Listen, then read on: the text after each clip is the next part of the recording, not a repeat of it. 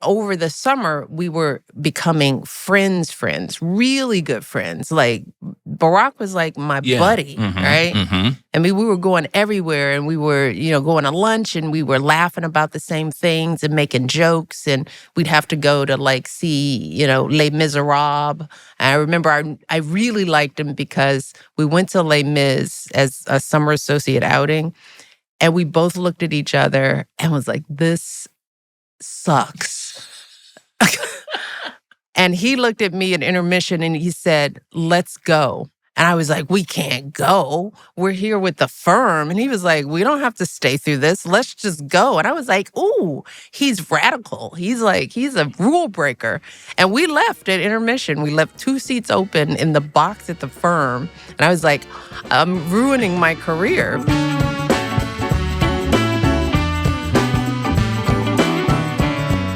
This episode is brought to you by Rivian and Chase Home Lending. Well, hello. Hi, Craig.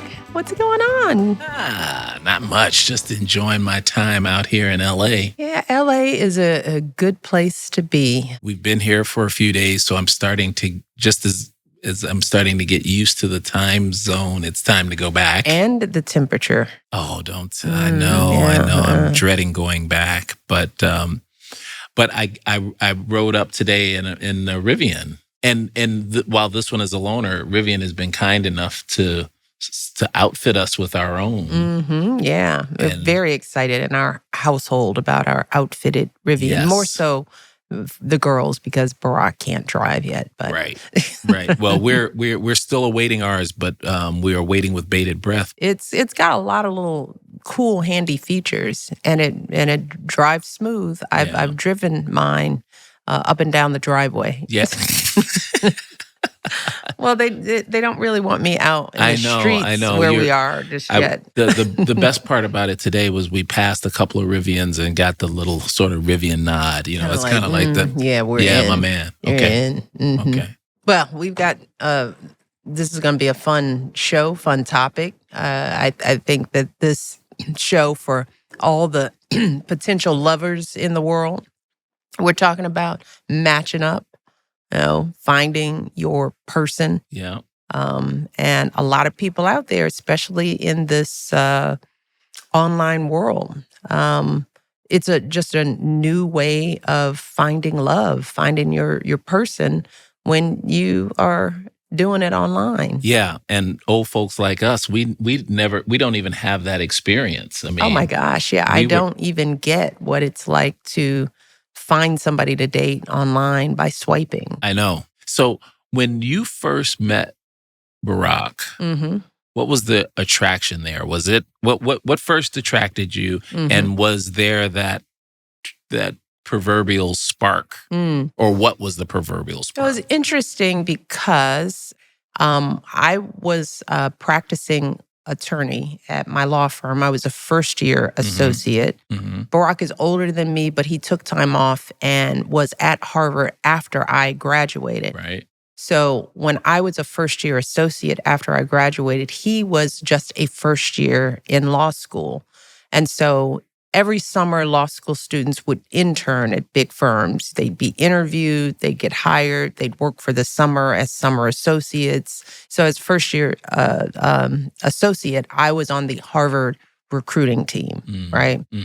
So I knew of him, this Barack Obama, right? And everybody was abuzz about him, right? All the partners on the Harvard recruiting team were talking about this hotshot first-year Harvard law student who was brilliant, and his name was Barack Obama. So I got his profile and I thought, what kind of name is Barack Obama? And it's like, he's black, and everybody at the firm was excited that he was black. And I was like, he's probably kind of weird because he's a nerd. If a lot of white people are all infatuated with him, I was a little skeptical. Right. And then I read his bio and I saw that he grew up in Hawaii.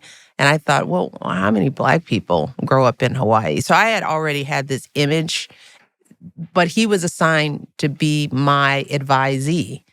So I had to call him on the phone. So I had this image of kind of this nerdy guy. And then the first kind of sparky kind of feeling I felt actually was when I talked to him on the phone, and he had his Barack Obama voice. It was like, hello. It's like the voice was sexier than the image that I had about him. So I was sort of like, ooh, I didn't expect this. And he was older, so he was self-assured. So we had a great conversation.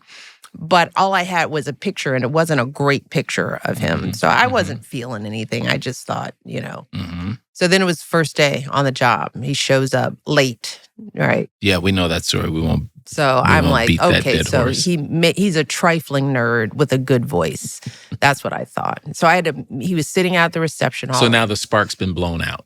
The little bit of the spark for the voice. It's been blown out because it's like he's late. Yeah. He's gonna be trifling, So I walk out and he stands up. He's tall, right? Okay. And he's cute. He was much cuter than his picture, right? The picture didn't do him justice. So I was pleasantly surprised that he was attractive. So he stood up and, he was kind of cool in a way that I didn't expect. He wasn't, he was not unapologetic about being late, but he wasn't flustered by it. He wasn't like, oh my God. He just felt like, it was raining. The buses were a little late. I really apologize. He sort of handled it in a cool way. So I got him started on his first day, and then I had to take him to lunch. And we really hit it off at lunch. We had a long lunch, a great conversation, and we just kind of vibed right at that lunch.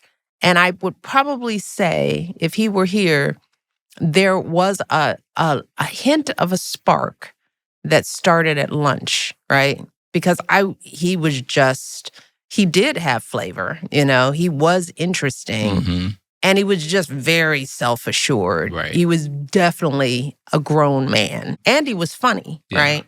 But here's the other thing. I had ruled him out, right? Because I was his advisor. Sure. So I was definitely in he's cute, but I told myself it would be completely inappropriate for me to date this dude that I'm advising, right? It would be tacky, right? And it would be expected.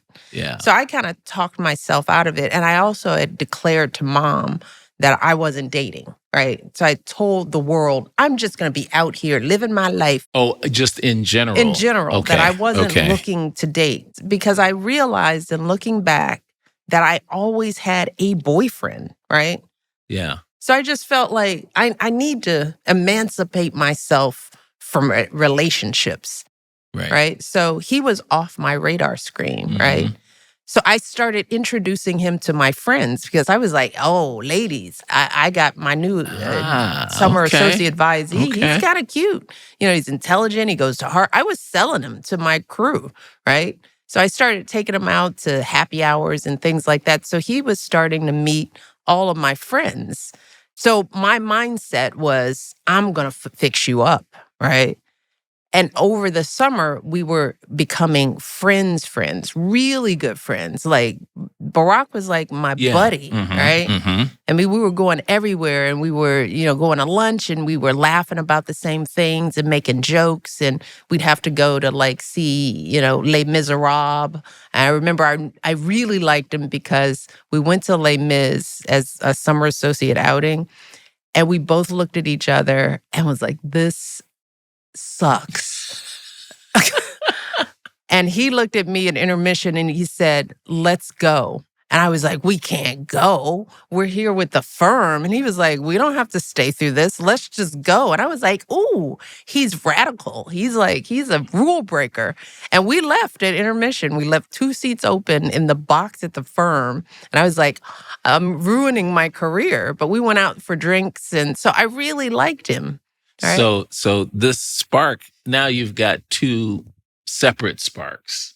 Yeah, I guess but I guess this really wasn't a spark. This was kind of a slow burn. Okay. Right? I like that. This slow was burn. Because this was over the course of the summer. There was a friendship developing, and then so he starts going, "Why don't we go out?" And I was like, you and me? You know, it was like a month in. He was like, yeah, look, you're cute, you're cool. Why not? And I was like, nah, we can't. It would be tacky. And then he was like, who cares what the firm thinks? Which was also kind of he didn't care. I was like, you don't even have a job. I love it. They haven't even given you an offer, and you're already like, it's just a firm. This is our business, and they don't care. And so over a couple of weeks, he convinced me that we should go out, not as friends. He wanted it to be a date, which was also kind of sexy, y'all, because he wasn't trying to pretend like he was clear. He's like, I like you.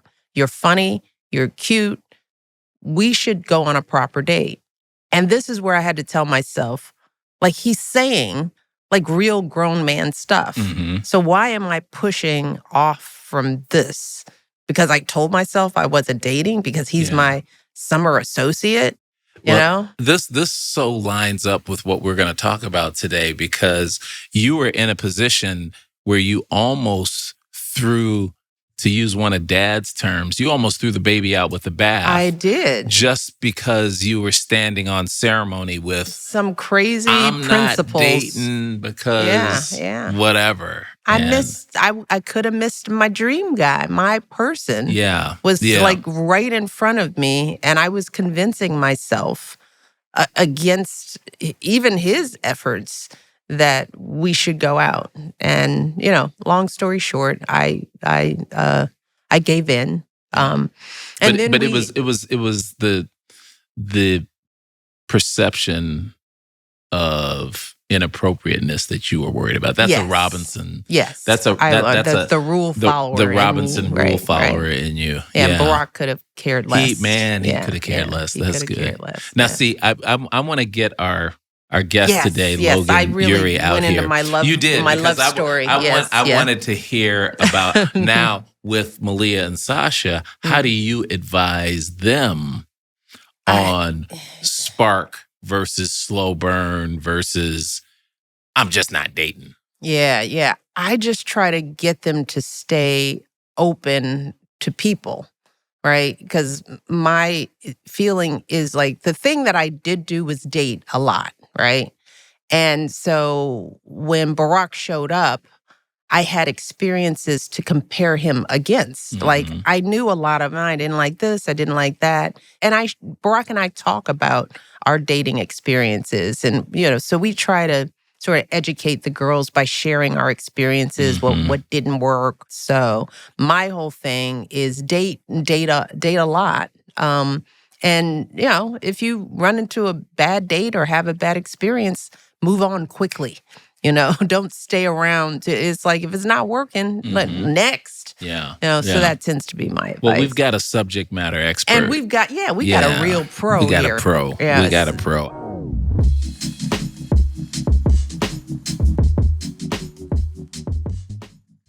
This episode of IMO is sponsored by Chase Home Lending, inspiring confidence in your home buying journey.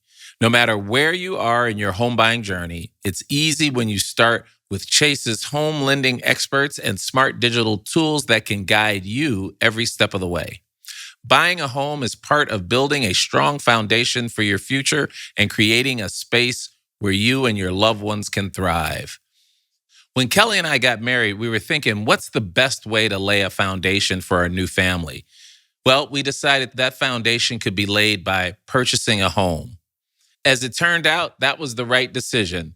We've raised 4 kids in our home. We still have 2 there, and we are saving for college, and our home ended up being the best foundation we could have ever wanted.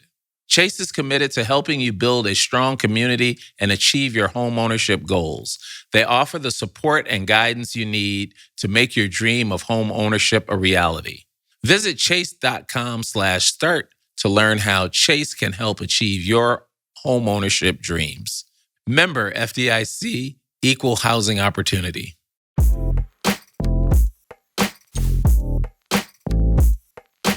I should let you read the bio Well, because no, you know Logan. that's your job. But Logan, we've had a wonderful experience with our guest Logan, who has worked on our Netflix show, Later Daters. She is the love expert there. And hopefully for those listeners out there who have not watched Later Daters on Netflix, it's a really amazing show of people our age, 50 and older, getting back out there on the dating scene. And Logan is a phenomenal, smart, insightful. She's young she's as far young, as we're folks. concerned, but she's young. wise. Yes. But anyway, so that's my experience with Logan. So Logan Ury is a behavioral scientist turned dating coach and the author of the best-selling book, How to Not Die Alone, the surprising science that will help you find love. She's also, as Mish mentioned, the coach on our Higher Ground Netflix series, The Later Daters. And she's a new mom, too, so relatively new. Yeah. I guess that's not a secret. So without any further ado, Logan, come on out. Come on in. Hey, Logan. Yes, please do. Of Logan, because I think you've got a really clear and wise approach to finding love and staying open. And, I think a lot of the stuff you say is right on point. Thank you and so I don't much. even know how you got so wise at such a young age. I do my best. Yeah.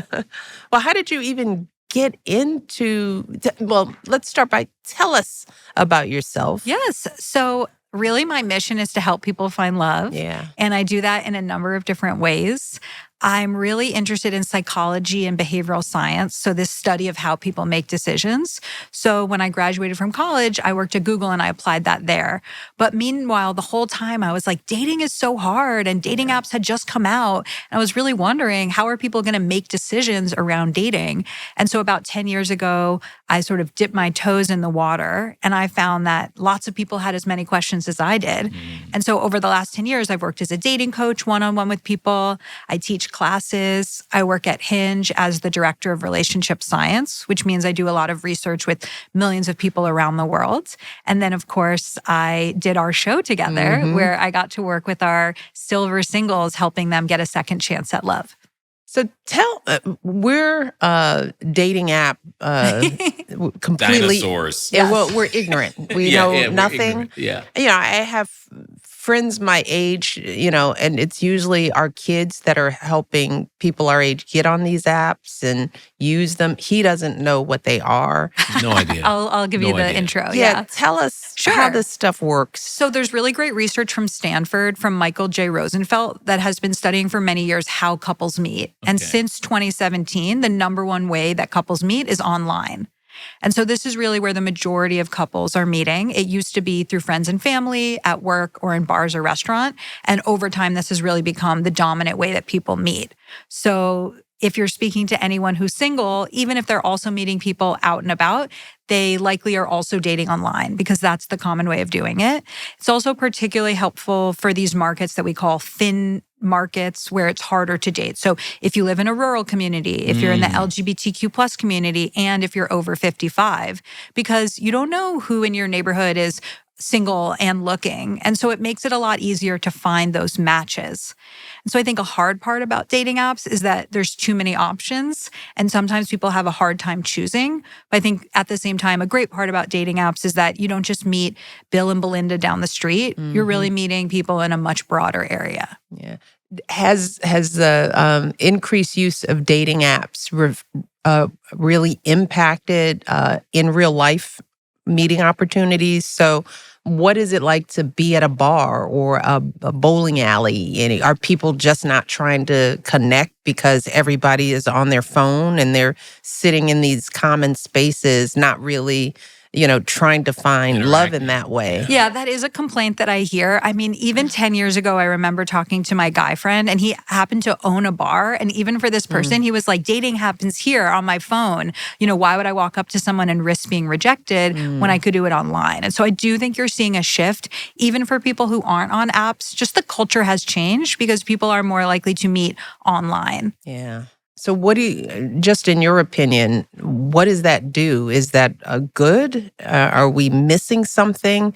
You know, if people aren't connecting in real time, if people have given up the notion of taking the risk of walking up to somebody and saying hello, is that a good thing? I or have the same worry. So I Yeah. think about the fact that my husband's parents met on the New York City subway. My husband's mom was reading a book about developmental psychology, and her now husband went up to her and said, "Oh, you're reading this book. What are you studying?" And now they're, married and made my husband. But nowadays, probably they'd both have AirPods in and they wouldn't have met at all. And so I do feel like there's all these misconnections that are happening out in the world. And I'm worried about this in general because I feel like I've done a lot of research with Gen Z, and coming of age during the pandemic, I do feel like they missed some critical social skills. And so such a big part of life is taking risks. Like no LinkedIn recruiter is going to message you and say, "Hey, here's your dream job. Do you want to apply?" Yeah. Like you have to go out there and create your dream job. And the same thing is true with dating. It's not going to be something passive. You really have to figure out what you want, go after it, be willing to get rejected. And I'm just worried that our culture in general is a little risk intolerant. So when I work with a client or in my class, their first assignment is to ask their friends and family, "Why do you think I'm single?" And it's a vulnerable exercise. It's really introducing this idea that I'm single, but I don't want to be, and I want to find love, and I'm going through this journey, and will you help me? And sometimes people's family and friends write, "Oh, you're perfect. You just haven't met anyone." But a lot of times they do say significant things like, "I think you're too picky. I think that you're not over your ex yet. I think that you are focusing on work over relationships." And so I really like to get the context from the family members. Well, the coach in me Yeah. wants to get to the question so that Let's we do can it. help our listener, Lily. But I could talk, now I got to go back and reconnect with later daters because you've given me a different way to thank look at you. it. Because I think when I was first watching it, I was like, this not for me because this isn't me. Yeah. But it really sounds interesting. Thank but you. I would love for Natalie to hit us with the question of the week. Great. Hi, Michelle and Craig. My name is Lily and I'm 31. And if I'm being honest, I'm also a romantic. I really want that happily ever after. I am lucky in that I'm extroverted and enjoy going on first dates, so it's easy for me to connect with people. But when I do go on a first date, I can tell within 5 seconds if we're going to have a second date. I either feel the spark or I don't. I've been dating consistently since I graduated from college. I've had a few boyfriends, but mostly I'm running into the same issue. I definitely have a, quote, type, what I consider to be pretty attractive, someone who's outgoing and has a big friend group. When I've ended up with this type of guy, we'll have a ton of fun together right away, but then it fizzles after a few weeks or a few months. None of them have turned into anything close to a relationship that leads to marriage and kids. My friends tell me that I'm too picky or I'm not giving a lot of guys a chance. But to me, that would feel like settling. That said, I'm starting to worry because most of my close friends have started to get engaged and married, and I see a world where I stay stuck exactly where I am now, not moving forward with them. Something happened about a year ago that's making me question my approach to dating. I went on a couple of dates with the guy my coworker introduced me to. He was great, handsome, really good values, and we had a lot in common. He definitely put a lot of effort into our nights out, and he seemed thoughtful.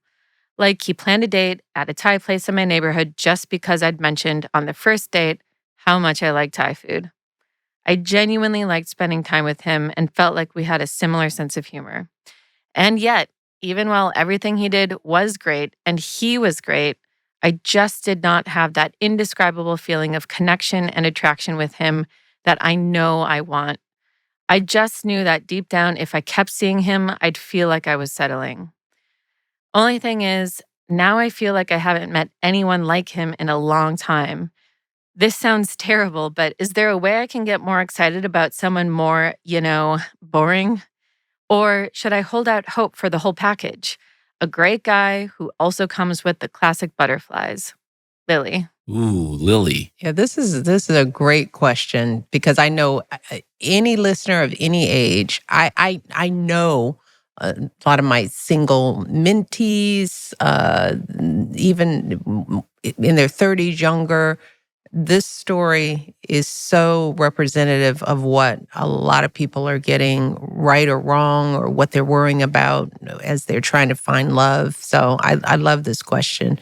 What's your reaction, Yeah, Logan? I think there's a lot of juicy stuff here. So I'll just sort of try to recap it, make sure I'm capturing it. So it sounds like Lily goes for a specific type. And then this is like the fun-loving, outgoing guy, and then it fizzles. And she's getting a little worried that she's falling behind because her friends are getting married and having kids. I think we've all been there. And then she met this guy who wasn't the typical type, and he put a lot of effort in, and he was really sweet, but she didn't feel that spark. So she ended things, and now she's wondering, did I mess things up with him? Were we meant to be? Or how can I go after more people like that, what she calls boring, in the future? Yeah. Yeah, and I want to start with the spark, because Great. you heard Misha and I talking earlier about her spark. And first of all, do we need the spark to have a meaningful relationship, or should we have the slow burn and work your way up to a fire? And I think I know the answer, but I want to hear it from the expert. Well, I'm definitely a slow burn person, and I feel like I'm also in a slow burn marriage. So through the work that I do, I would often hear from people, okay, I went on a date with this guy. He was great. We had tons to talk about. I'm not going to see him again. I'd be like, what? That doesn't make sense. Right. And the guy would say, oh, I just didn't feel the spark. And so this spark concept kind of became my nemesis, where I was like, all these people are saying no to great potential partners because they don't feel instant fireworks, instant chemistry. And so there's 3 main myths that I want to tell Lily and everyone else about the spark. Okay. So the first myth is that if this is your person, you're going to feel instant chemistry. And that's just not true. There's research showing that only 11% of people found love at first sight. And so for many people, it grows over time. And there's this concept in psychology called the mere exposure effect. What it means is the more you're around something, the more it becomes familiar. And the more familiar it is, the more you really grow to like it. So it's why you might like a song after hearing it for a few times, or why people end up dating someone in their freshman hallway. And so oftentimes, whether it's somebody at work or in your friend group, as you get to know them more, you see, wow, they really lit up when we played Scrabble together, seeing them at that concert, like they're just so full of life. And so the spark can definitely grow over time. So why do people get so locked into the spark? Is that something we heard? I think it's that sometimes we do feel the spark. And so it's real. It's not that the spark is fake, but I think that we misunderstand it. So the second myth of the spark is that if you feel it, it's a good thing. Yeah. And so this is a very common thing that's happened to me, happened to a lot of other people. It's you meet someone and they're very sparky and you think, oh, we have the connection. Our dynamic is amazing. And then your friends are like, I also felt a spark with that person. So they're just a spark They're plug. very sparky. Yeah. And so I think it's not about you, girl. right. And I don't, He's sparky with everybody. I don't know your partner, but I think someone at this table is married to a person who's very sparky. Oh, yeah. And I'm wondering, did you ever have that experience in early dating where you were like, oh, he's sparking with other people too? I don't think, I think like a lot of people, I didn't pay attention, right? Yeah. I mean, you see this, you feel the spark, you think, right. It's all about me. Right. He's sparking because I'm so fabulous. Right. It's the story we do want to tell ourselves. I've brought out the spark. Yes. And like you think you're going to turn a cheater into an honest person. I also wanted to make sure I married an honest person Absolutely. that in their own right wasn't a cheater. Right. Because a lot of women think, I'm going to make you love me. So or I shouldn't say women, but people go after the hard to get person. That's exactly part of it. And it's like, nah, you're not going to turn somebody into something that they aren't. But I think we like to think that love is about, I have this power Absolutely. to make him or her just believe in me, and we're attracted to that story that we tell ourselves about ourselves. Right.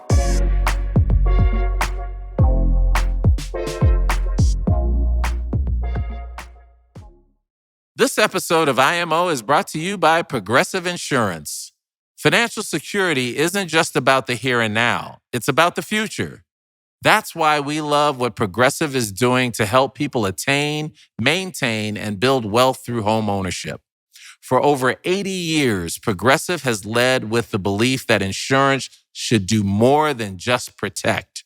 It should propel people forward. Their commitment to not only helping more first-generation homeowners stay protected, but also support communities through Progressive's down payment assistance program, the Up Payment Program, which will help drive real impact, making the dream of home ownership more attainable for everyone. You know, my wife Kelly and I are currently in the process of redoing our bathroom. We just started out and haven't done the demolition yet, but we know that this will add to the value of our house. So thank you, Progressive, for helping families plan ahead and for sponsoring our show. Visit progressive.com/openthehouse to learn more. This episode of IMO is brought to you by Cologuard, a non-invasive colon cancer screening test. As it stands, colon cancer is on the rise in people under 50, which is why the American Cancer Society recommends that if you're at average risk, you begin screening at 45. Even if you live a healthy lifestyle and don't have symptoms, no one is at low risk for colon cancer. We want to make sure our listeners know that colon cancer can be treatable in 9 out of 10 people. But the key here is that it has to be caught early. With the Cologuard test, you can take control of your colon cancer screening through a prescription-based test with none of the prep that's required of a colonoscopy.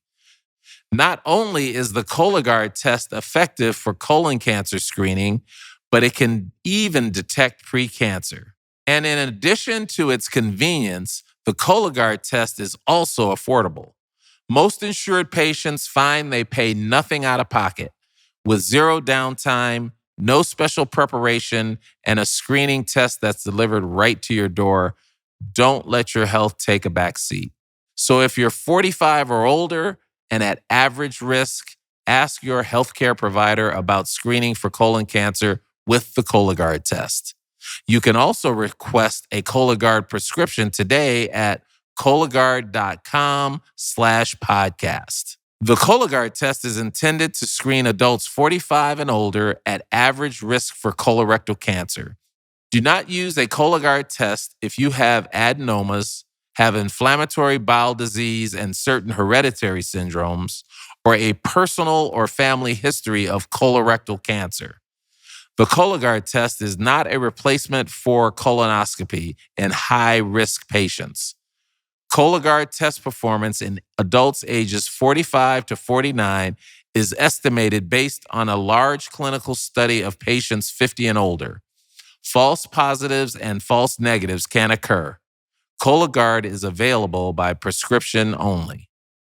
This back-to-school season, spend less on your kids with Amazon. I remember when my wife Kelly and I would be running around to a million different stores, chasing down spiral notebooks, lunchboxes, and that one specific calculator that somehow every math teacher requires. And look, I love my kids, but I do not love fighting over the last pack of highlighters in a crowded store at 7 p.m. on a Tuesday. That's why I love Amazon. Amazon has everything for back to school: backpacks, pencils, clothes, snacks, and even those dry erase markers the teachers secretly hoard. All delivered fast, right to my doorstep. One click, no stress, boom. And the best part, I can shop from my couch. With my now 15-year-old and 13-year-old, I grab their school supply list and I'm all set. Now, instead of running around town stressed out, I get to actually spend the last days of summer with my kids. We're doing movie nights, bike rides, and even, dare I say, back-to-school fashion shows in the living room. Parents, do yourself a favor. Go to Amazon. Get your back-to-school checklist done in like 5 minutes while saving a few bucks. So remember, with Amazon's low back-to-school prices, just spend less on your kids, because Every dollar you don't spend on them is a dollar you haven't spent on them.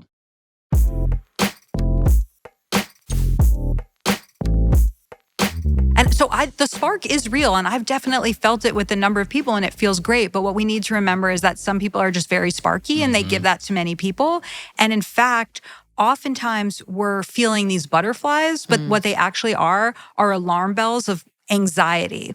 So this anxiety is going off in your head, in your stomach, basically being like, does he like me? Does he not like me? Sometimes he likes me, sometimes he doesn't. And sort of the hot and cold not knowing can feel very exciting. And I definitely have memories before I was with my now husband where like I would get so obsessed with people because of that feeling of, do they like me or not?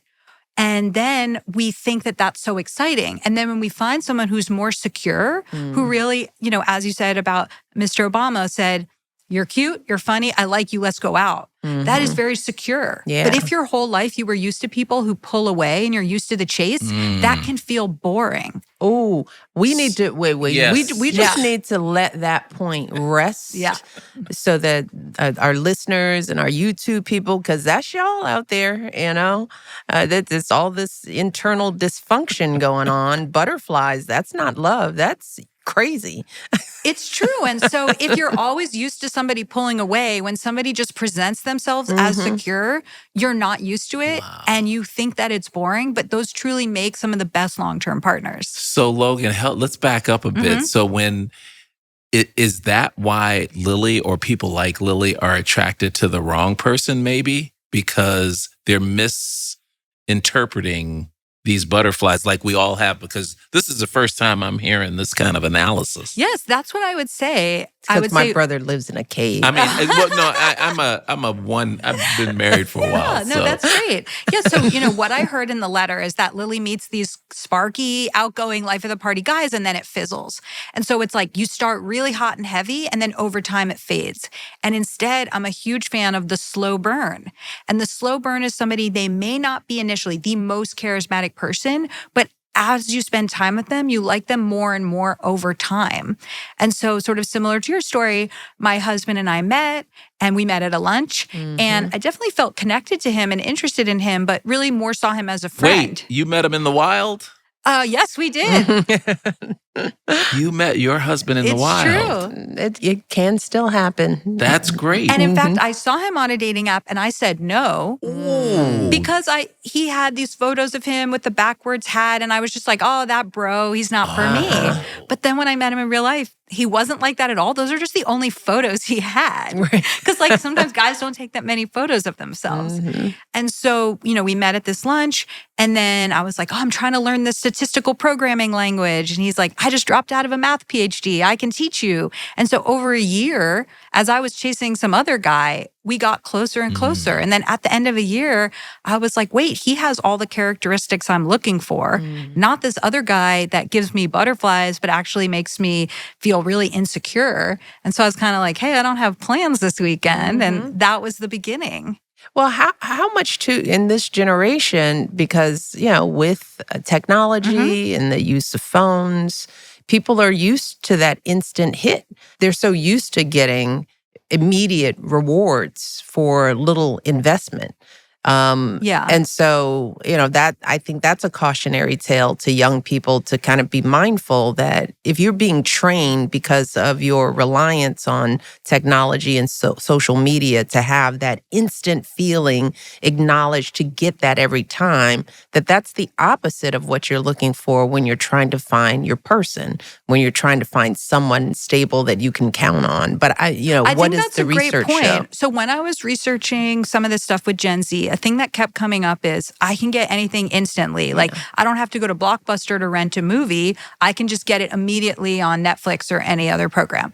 Or if I want food delivered, I just open DoorDash or Uber Eats and it comes immediately. So you're right. There is a sense of immediate gratification, but kind of what we're talking about with risk tolerance, so many things in life you have to invest in. So you don't just pick up the guitar and know how to play it. You get good by practicing over time. And the same thing is true with dating. I think dating is a skill and you have to invest in it. And also people take time to open up. So I feel so lucky. I've been with my husband for 10 years, and I do feel like I saw something special that maybe other people didn't see. And I kind of feel like I won the lottery, which is such a good feeling. And I think if I had only gone after the people that were so immediately sparky and life of the party, I really would have missed out. And so the third myth of the spark is that if you start with a spark, it's definitely going to last. And that's not true. That spark can burn out very fast. And I know couples— fast as it starts. Right. You're with the wrong person because you met the quote unquote right way. And explain that. Sure. So it's like, I think people are very romantic and they love the we met story and they want to tell everyone at the wedding, he saw me out of the corner of his eye and he missed his flight to come up to me. And people want that rom-com story. But if you're together for 50 years, the day that you met is 0.0055% of your total relationship. That's right. So what's romantic isn't how you met. It's that you met at all. Yeah. And I think people should get over these we met stories. Ooh, say that again, Logan. Who cares how you met? Get over those how we met stories and really focus on putting yourself out there, being the kind of person who would get chosen, being reliable, being an honest, solid person, and taking risks to go after what you want. Yeah. And that's why I think if dating apps are working for you, that's great. And it's not about, oh, that's not romantic, I want to meet out in the wild. It's focused on meeting. You jumped to my next question because caveat, I haven't been on a dating app and I don't really know how they work. But it feels like, are these apps changing the way people are trying to develop relationships? Well, one of the biggest things that I see is I find that there's sort of 3 different main dating tendencies that hold people back from finding love. Okay. So one of them is the romanticizer. And these are people probably like Lily, she said she's a romantic, where they're so focused on the we met, they want the soulmate, I'll know it when I see it. And they're just so focused on the story that when they meet someone who looks different from what they expected or they don't have the romantic story, they say, well, that must not be my person, and they move on. And then the second type is called the maximizer. And these are people who come to my coaching with a spreadsheet and they say, I want the looks of this girl, the ambition of this girl, the height of this girl, help me find someone like that. And it's like they're trying to Frankenstein put together this dream person and they're obsessed with finding the perfect person and not understanding that it's much more about building a great relationship versus finding the perfect person. And then the third type is the hesitator. And these are the people who are not dating at all because they say, I'm not ready yet. I need to lose weight. I need the better job. And they're just holding themselves back. And so this middle one, the maximizer that I mentioned, I am seeing more of that where people feel like if I just keep searching, I'll find perfection. And then they turn 40 or 50 and they're like, damn, I wish I had been with the person I dated at 25 because they're now happily married with kids. And I feel like I had unrealistic expectations and I missed the boat. And one thing I say a lot of times to young people in my life, to my daughters, to people generally as somebody who's been married for 30 plus years, you know, the building of relationships, the building part is important. And in this world where we want everything quick and fast and permanent, I overemphasize the hard work of building in a relationship that leads to lasting, meaningful love. It is work. Yes. It is not instant. It is not perfect. And I think we have a lot of romanticizers out there who, you know, believe that a good marriage is always happy and that there is always spark. Right.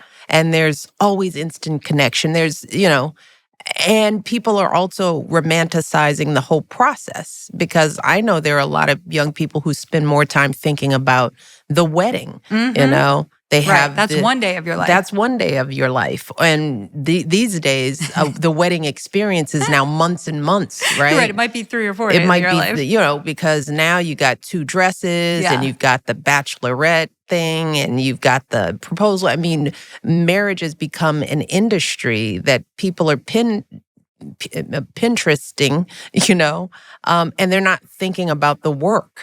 Because it all feels like this should be fun, and I'm more concerned about the dress. And so, when you're not thinking about the building part, I also find that people run into problems in their relationships, even when they choose, and they want to back out because it's like, well, this wasn't part of the romance. The fact that we have to learn how to argue, or that, we have to learn how to live together, and that's a difficult thing. And sometimes you're not going to like the person that you live with, and that's part of it. And you have to raise kids together, and that changes the whole dynamic. We have a lot of people who don't want to do the building work because they're still holding on to the romance and the spark. I say this all the time. Marriage is hard. And it's hard for the best, in the best marriages, which I am lucky enough to be in one. But I don't want people to look at my relationship and think it's all glamour and glory, which is why I talk about it being hard, so that people don't quit on it. And I think that has to start with the dating process too, and how we think about picking people.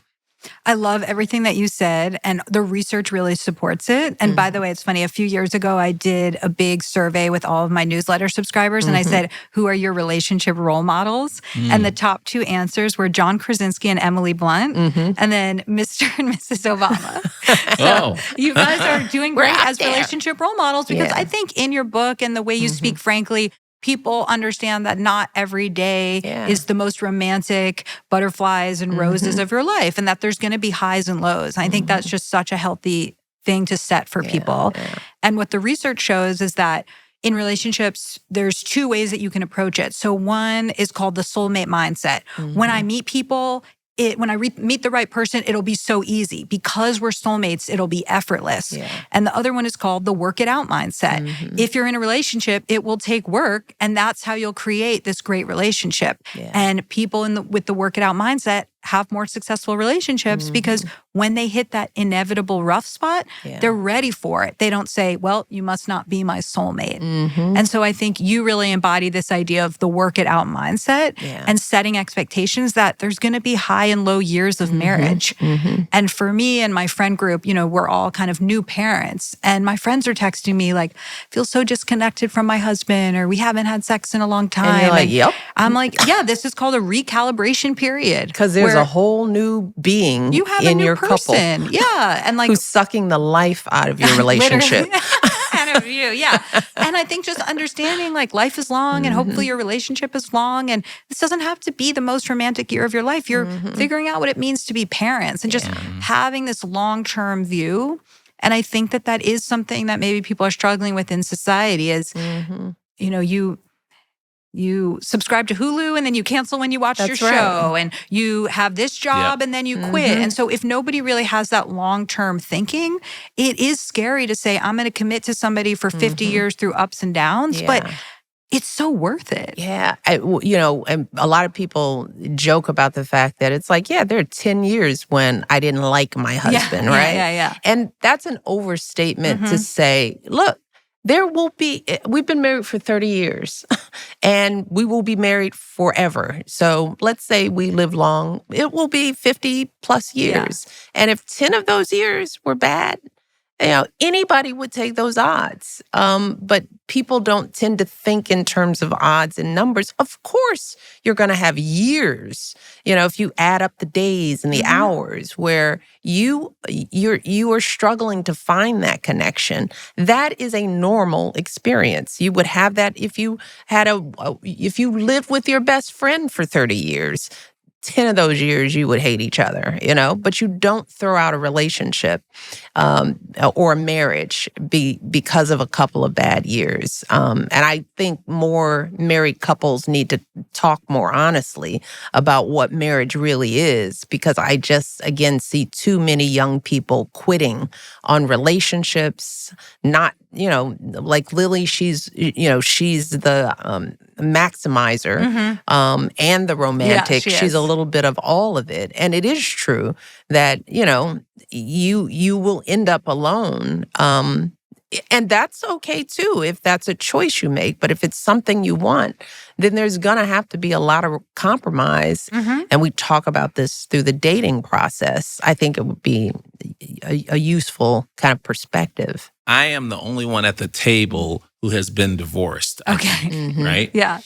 And I want to take a little bit of a turn here to help some of those folks and help get the guys, because we're gonna answer your questions.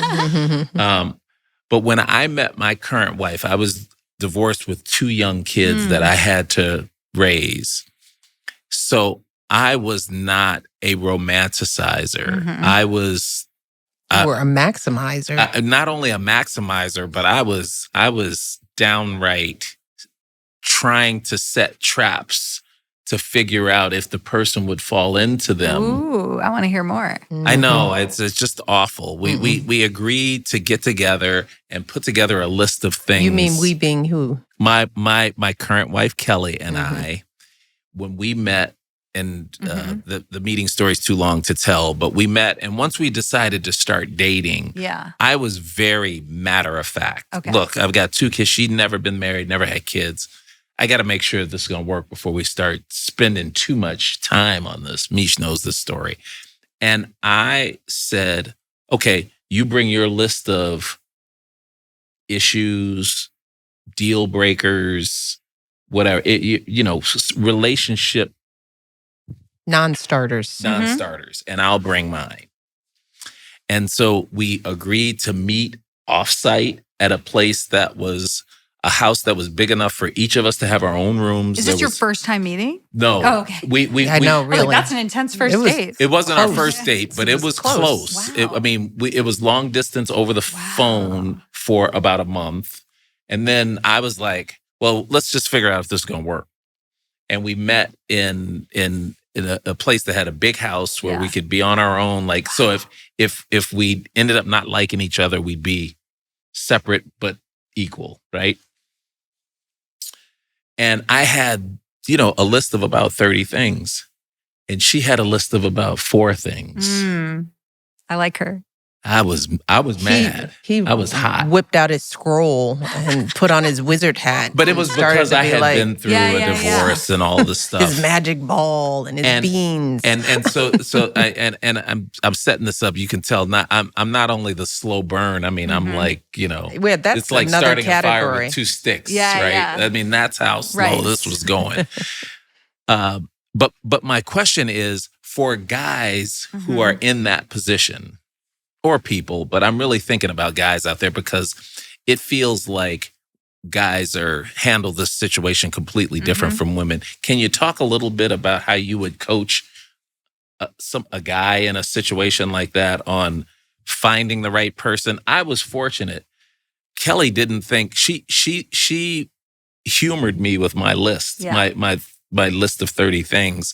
And she should have run screaming. She should have run screaming away because but she's like, well, I mainly put categories and you have specific things and all of your things can fall into my category. I thought that was very clever of her. But I said I set these traps all the time. Even after we had this discussion, I was always waiting for something negative to happen. The other shoe to drop. So what would you? Yeah, how would you coach him? I'll give some advice to Craig in the past. So I find that as people get older, especially after a divorce, they say, I've waited this long, she better be perfect. And instead of thinking, oh, I've gone through this experience, I'm going to compromise more because I've seen how hard it is, we actually add to the list. So I'm not surprised. And it's also having 30 things on your must-have list is also a way of putting a wall up. And I see this all the time now on social media. People talk about the ick. Oh, I got the ick from this person because they wore socks with sandals or, this is how their bedroom was set up. And it's like, that's just a way to push someone away because it's a silly thing, but it's a way to not connect. And so it sounds like in that situation, you had this really long list and you thought that list was armor that would protect you from making another mistake.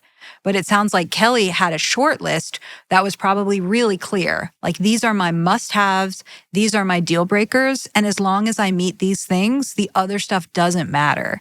And so she really approached this with wisdom and what I try to tell coaching clients to do. And so for Lily— And you were a fool. I didn't say it, but so for Lily, I would say she needs to get clarity on what matters. Yes. So I heard her say, I'm afraid of settling. That's such a bad word among my clients. I don't want to settle. I don't want to give up. It's not about settling. It's about knowing these are the must-haves. I'm going to double down on those. Does he want kids? Does he want a relationship? Is he honest? And then everything else, you can move to the nice to have category or the pet peeve category. And so double down on the things that matter and be relentless about them, and then compromise on the things that don't.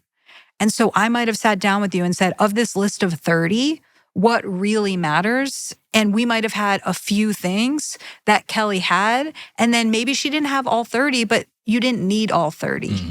And I think in this age of people getting what they want when they want it, there are a lot of crazy lists out there among people who have not been divorced, among men and women. When you just hear what people are looking for in this life, especially in this day and age, just like in our politics and, in so much of where we are as a country, as a people, folks are looking for some kind of perfection out there that is just it's unrealistic. And they need to look in the mirror because they are likely not perfect. So you can't be asking for something that you can't also offer. Yeah. So Coach Ury. Yeah, let's do it. Some tips, so a game plan for Lily. Okay, Lily, listen up. You've been dating this way for a while, and you know that you want to get married and have kids based on the letter. So you really need to shift your approach to dating if you want to get different results. And so right now it seems like she's almost going after this prom date type person. Fun, you want to dance the night away with them. And she really needs to shift for looking for a life partner. And so what that means is recognizing different traits. And so I have this tool called the Post-Date 8. And these are 8 questions you ask yourself after a date. So these are things like, what side of me did they bring out? How did I feel in my body around them? Did I feel heard? Did they make me laugh? And how that helps you is instead of going on the date and thinking, wow, this person is really hot, or having a checklist, do they have a good enough job? Are they tall enough? You're actually paying attention to your body. Do I feel comfortable with this person? Am I having fun with this person? And there's this psychological research that shows if you are looking for certain things during an experience, you pay more attention to those things. So by having to answer the questions afterwards, you will pay attention to how you feel in your body. And this honestly is advice that people can use in all aspects of your life. So what I would say to Lily is get over the spark, go after the slow burn. Okay. One of the best ways to do that is to take the Post-Date 8 questions after a date. I love the Post-Date 8 question. The Post-Date 8. Yeah. Thank you. And what you'll find, Lily, is that you'll see over time, oh, wow, I'm starting to like this person even more and more. They're really opening up to me. And so what you're looking for is a trend over time of liking them more. And when you feel that spark with someone, that's exciting, but also be a bit skeptical of it. Are you actually feeling chemistry or are you feeling anxiety? I would also recommend that she gets super clear on what she wants. So if she wants marriage and kids, talk about that earlier on. Because if you and the guy are not on the same page, you shouldn't be moving forward. That's something that I hear from young people. I don't want to talk about that. I don't want to seem too thirsty. I don't want to scare them off. You say, what? I totally get why it's scary because you're like, I don't want to come on too strong and then they'll run away. But the truth is that if they're looking for the same thing, then it won't be a problem. Right. And so we actually did cool research on this at Hinge where we had different profiles. We showed them to 12,000 people. And some of the profiles would say, I'm looking for a long-term partner, something cuter, like I'm looking for somebody to combine my bookshelves with. And then the other one would say, I'm looking for somebody kind and adventurous. What we found is that if you're looking for something serious and long-term, you're more likely to message the person who is. But maybe even better, if you're not looking for something long-term, when you see that somebody is, you're less likely to message them. And so what it means is it just makes dating more efficient. You're basically weeding out the people that don't want what you want. And so yes, maybe it does send somebody running for the hills, But they should run. They should run. They were not your person. And so Yeah. I think so much of the work that I do is for people is saying, be bold and be willing to turn the wrong people off and the right people on. And so you don't have to put on your profile, like, if you're not interested in marriage, swipe left. Like, that's the wrong energy. But on a first date, it might sound like, I've been dating for a while. You know, I recently became an aunt. I'm looking to get married and have kids. What about you? What are you looking for? What I did was I was calm and I was modeling that kind of honest answer. And the person might say, I just got to have a long-term thing. I'm just looking to have fun. And then you can say, Good to know. Great, well, let's enjoy this drink and I wish you well. You know, so be willing to turn some people off because that was not your person. Yeah, love that. Well, Go ahead. no, I would just saying that, you know, that's great. That's great, direct, clear advice, and not just for Lily, but, you know, I think a lot of people are going to hear themselves and be able to take something from that. I think overall it's that, you know, I hear building. Building is the key to a good relationship, a long-lasting relationship, if that's what people are looking for. Well, I always say it's okay if that's what you don't want, if that's not what you want. And not everybody wants to be married. Not everybody wants the hard work of a relationship. That's another thing I try to tell young people is sort of ask yourself that question. Is this what you want? Marriage isn't for everybody, and it doesn't have to be.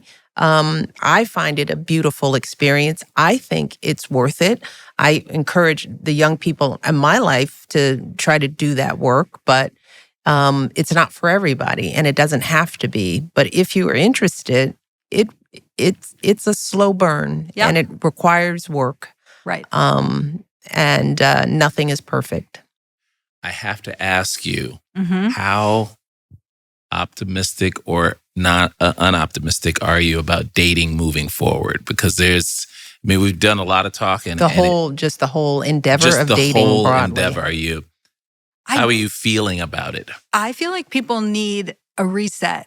I think people are moving in the wrong direction in certain ways, and they really do need this reset. So, for example, I'll talk to a lot of people in their 20s, and they'll say, oh, dating apps have ruined dating. And then they tell me the things that are going on, and I'm like, that happened before dating apps. That happened on Sex and the City. Yeah. And so in some ways, dating is just hard. You are putting your full self forward, and then somebody is choosing to accept you or reject you, and that really hurts. And so I think that we sort of need to build up this muscle around putting ourselves out there, being willing to be rejected, shooting our shot. And so the thing that really worries me the most is when people just say, I'm not dating. And I feel like in our country, there's sort of a lack of nuance. It's like, it could be I'm focusing on work, but I'm open to meeting someone. But it feels very like, you know, on-off switch, no dimmer. Yeah. And why can't it just be like, I'm open to meeting someone instead of having this identity of I'm not dating? And so there are things that worry me, but I think that we can get back on track. Good stuff. Thanks, Coach Ury. Thank you. This was so fun. Thanks for having me. I think it's terrific. I think you are amazing, smart, clear, concise, and you've done the research. So you've got facts behind your advice. It was really great having you on. Thanks so much.